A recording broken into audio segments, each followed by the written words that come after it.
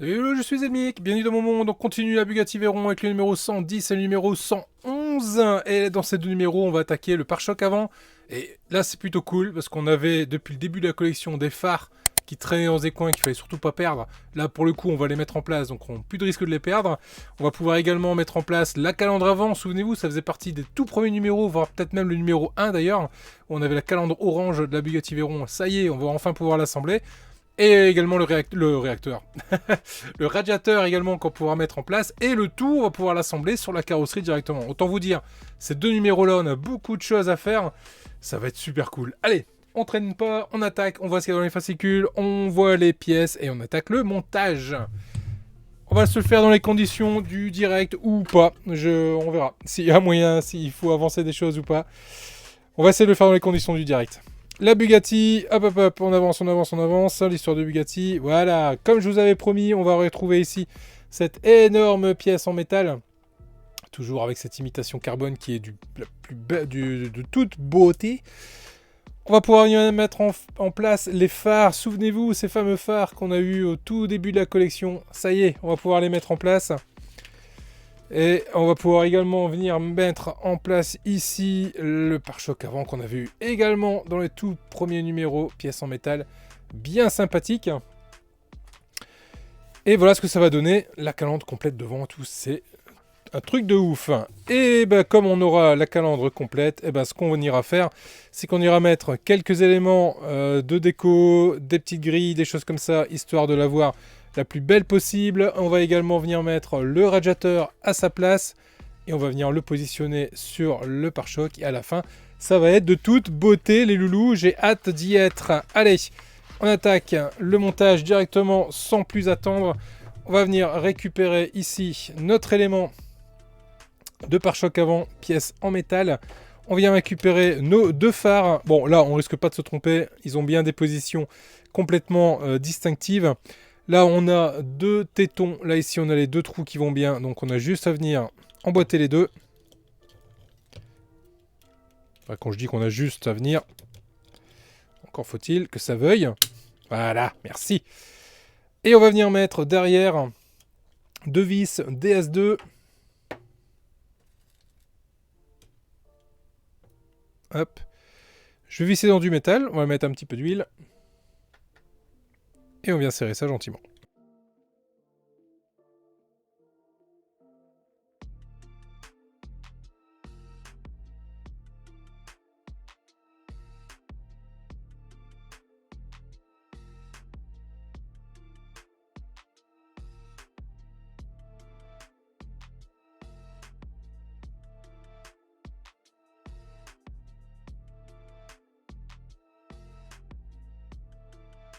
Et voilà.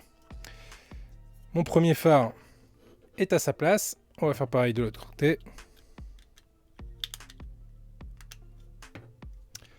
Ok. Deux vis DS2.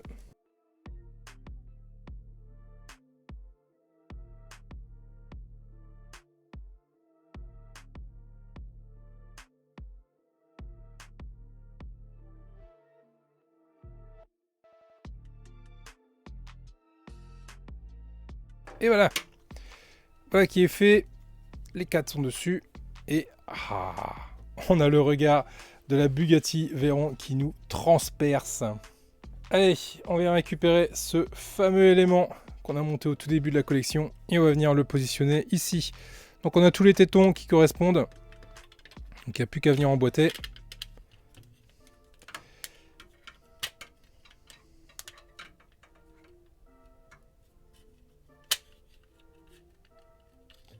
Voilà. Et là, pour la première fois, on commence à voir le museau de la Bugatti dans son rendu quasi final. Mon Dieu, qu'elle est belle. Allez, là, on va aller venir positionner deux vis DS2.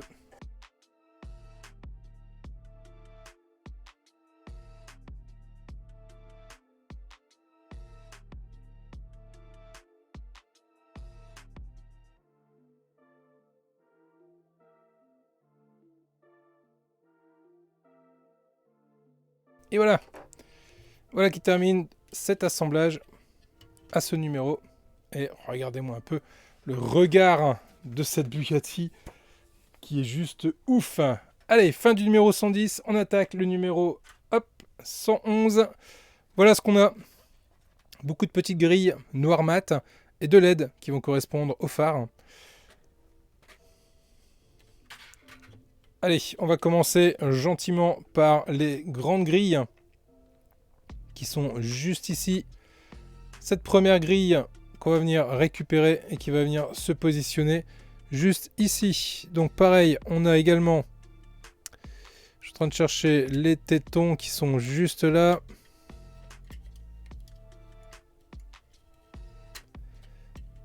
Là j'en ai un, là j'en ai deux.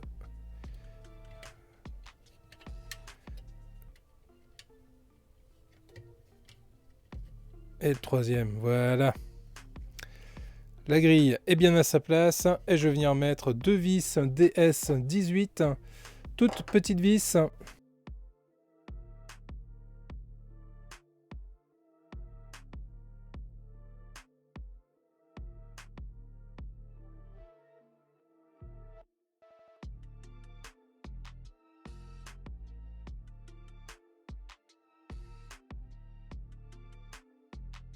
Voilà, qui est fait pour le coup. Et il me reste 3 vis DS18 à venir positionner là, ici et ici, pile poil au milieu. Il y a 3 trous.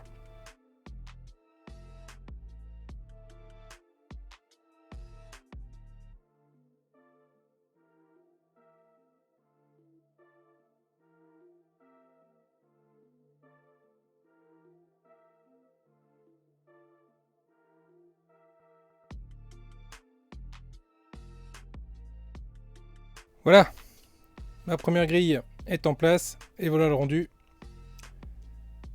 Ouais, c'est vraiment super cool. Allez, on fait pareil de l'autre côté. Je récupère ma petite grille. Je la positionne comme il faut.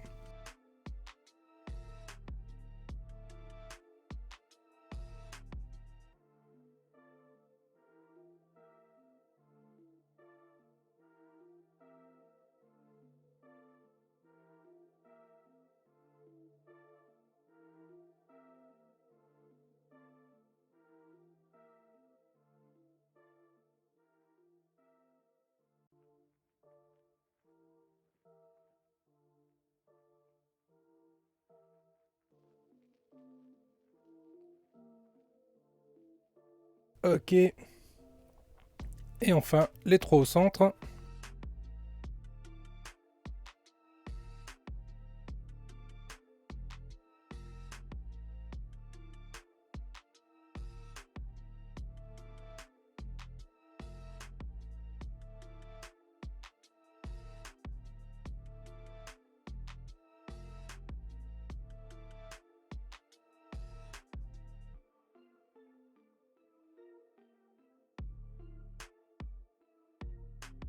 Et voilà qui est fait. Toute là est vissée. Et voilà le rendu pour le moment, qui est toujours aussi cool. Allez, on continue, parce que le rendu va être encore meilleur, parce qu'on va venir rajouter des petites garnitures ici. Donc là, ce qu'il va falloir faire, c'est il va falloir plier. Alors, je cherche une pince. Là. Voilà. Il va falloir gentiment venir plier les éléments ici.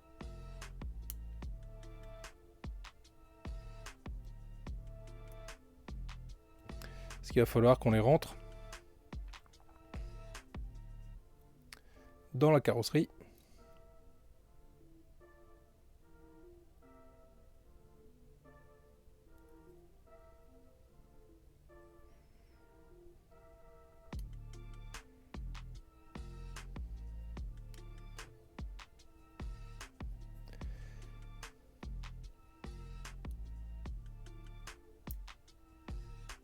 Ah ouais, d'accord. Bon, bah celui-là, je l'ai pété.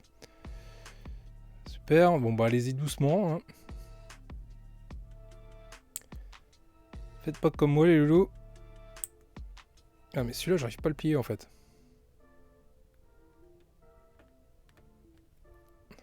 Voilà. Bon. Alors, il faut les plier, mais doucement. Hein. Prenez bien votre temps. Avec une pince. Voilà. Prenez bien votre temps pour abattre chaque élément. Et on va venir les passer dans les trous. Alors ça, je sens que ça va être génial à faire.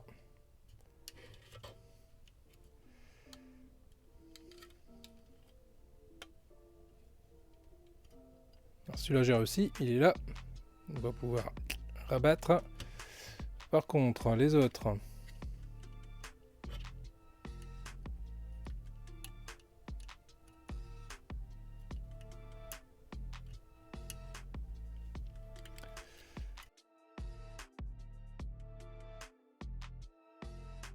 A few moments later. Ok, et on replie derrière pour que ça ne parte plus. Alors, je sais pas pour vous, mais moi c'est déjà le deuxième qui pète. J'ai l'impression qu'ils vont tous me péter dans les mains en fait. J'ai pas le sentiment que je vais aller au bout du truc là. 1 hour later. Et le bout qui est là, eh ben on va venir le replier vers l'intérieur. Voilà.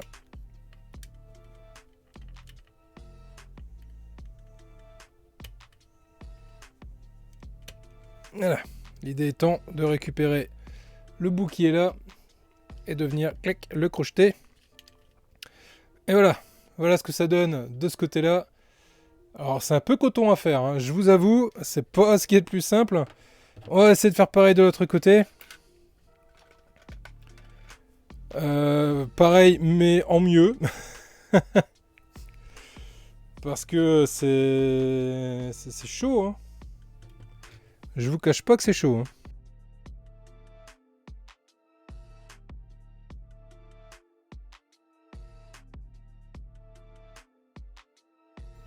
Ok. Et bah allez. Hein. On va mettre ça en place. One eternity later. Oh, c'est en train de me gonfler. Oh, c'est en train de me royal gonfler. Comment est-ce qu'ils veulent qu'on mette ça? Ça va encore péter. C'est sûr et certain. 1 eternity later.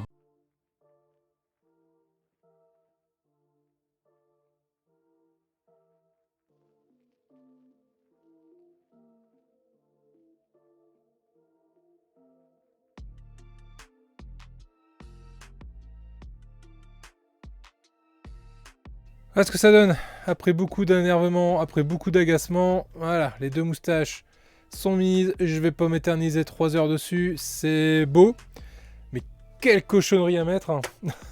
Allez loulou, quelle cochonnerie à mettre.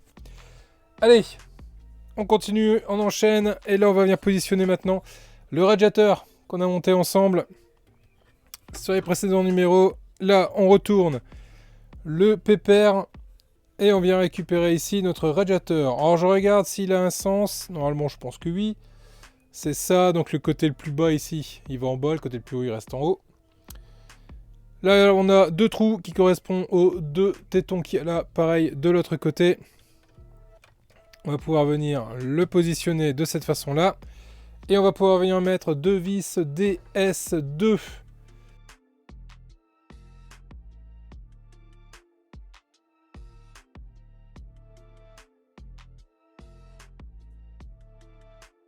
Autant vous dire hein, que cette vidéo ne sera pas dans les conditions du direct. Là, ça va juste pas être possible.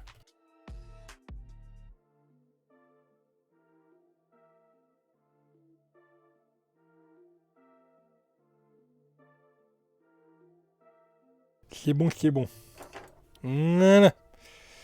Voilà ce que ça donne. Ah, les radiateurs est monté sur cette grosse calandre.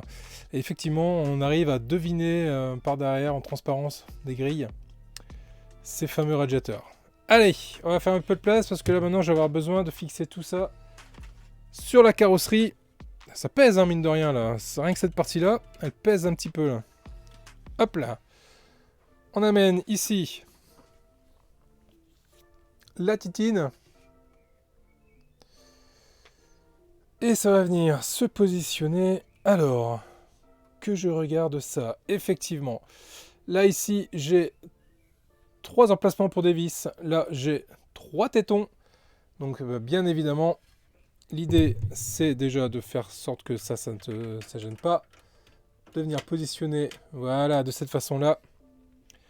Les 3 tétons en face des 3 vis. Et je vais venir visser tout ça avec 3 vis DS2.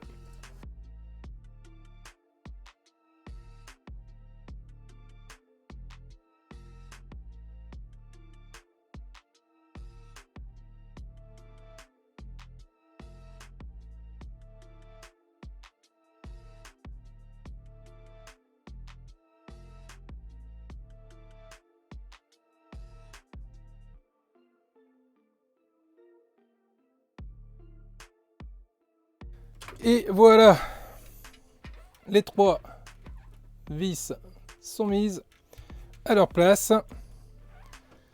Maintenant, il va me falloir des vis DS2. Oh la vache, ok, je suis en train de chercher. Je me dis, mais il faut les mettre où ces 2 vis? Alors, dans le fond, le fond derrière ici, on le voit pas bien, mais derrière là, il y a deux trous de vis. Donc il y a 2 vis DS2 à venir positionner dessus. Ça va être sympa à choper ces deux-là.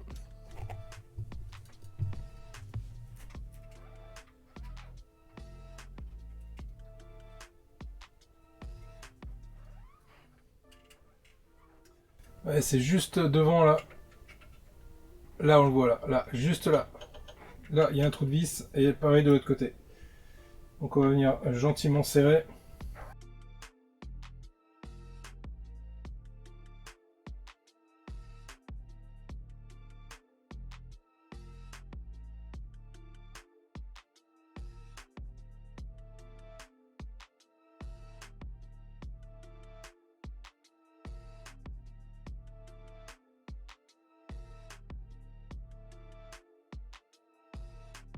Ouf, les 2 vis sont mises.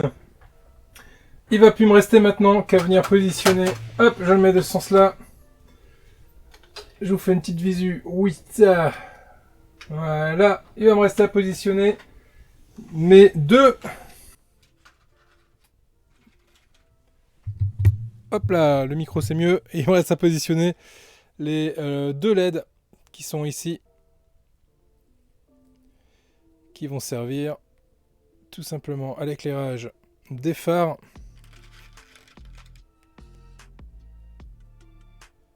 Les 2 portent 8, 7 et 8. Ah, elles n'ont pas le même numéro. Ça aura peut-être son importance. Alors, la 8. Celle-ci, la numéro 8 va se mettre sur le phare de gauche. Donc là, on a ici le trou du phare. Donc on va venir enfoncer à l'intérieur notre LED. Pareil de l'autre côté, là c'est le numéro 7. Hop. Et la 7, elle se met sur le phare de droite, là-bas.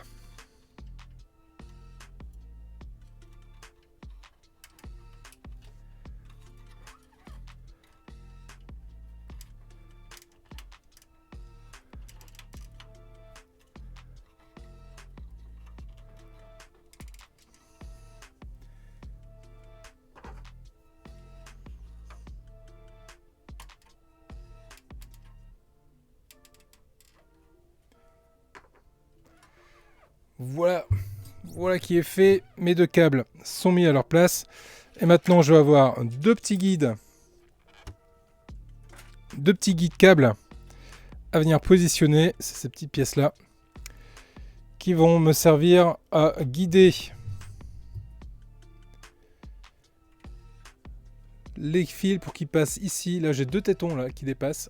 Donc, je mets ça dessus et je viens mettre mon guide câble sur les deux tétons.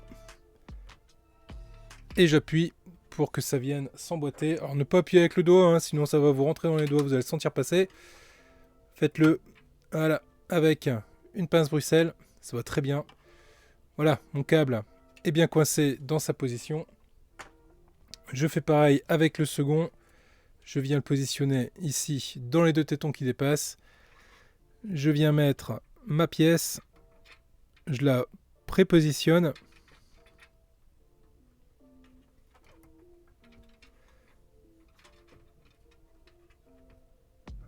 En face des deux tétons. Et je viens appuyer avec ma pince. Voilà.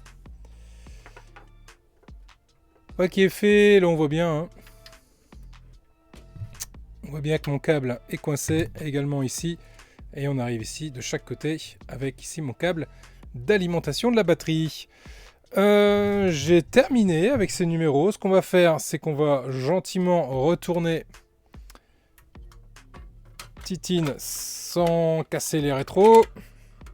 C'est toujours mieux. Je dis ça parce que j'en ai pété un dans la vidéo juste avant. Je l'ai recollé depuis, bien évidemment. Et on va essayer de vous faire une jolie vue sur l'avant de la Bugatti. On va prendre un peu plus de recul. Là, on est pas mal. Là, on est pas mal. Regardez-moi ça, les loulous. Comment l'avant, on voit du pâté. Même si, et là, c'est redécollé. Il va falloir que je le remette, que je le recolle. Je sais pas ce que je dois faire pour que ça tienne. Mais ça, c'était vraiment pas une réussite, cette partie-là. Je me suis vraiment bien pris la tête. Bref, voilà ce que ça nous donne. Et on voit que le coffre, bah, y a vraiment pas grand-chose comme place dans le coffre. Hein. On va vraiment pas y mettre grand-chose dans ce coffre. Voilà.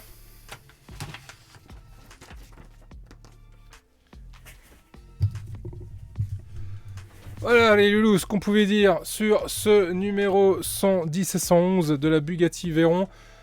Je regarde, j'en suis à 40 minutes de rush. Benoît, grosse pensée pour toi, parce que là par contre tu vas avoir un petit peu de boulot de coupe pour essayer de ramener ça sur une... Allez, on va diviser par deux, sur une vingtaine de minutes. Bon, si t'arrives à faire moins, franchement, je te fais des gros bisous. Les loulous, je vous laisse. Si la vidéo vous a plu, n'hésitez pas à vous abonner, n'hésitez pas à mettre un pouce en l'air également, n'hésitez pas à partager, c'est ce qui est le plus important. Je vous dis à très vite pour la suite des vidéos. Vous êtes de plus en plus nombreux, merci à vous. Et non, ça c'est en vitesse normale, mais à force de le dire, je finis par le connaître par cœur. À vendredi pour les lives, je vous fais des gros bisous, je vous dis à plus. Ciao les loulous.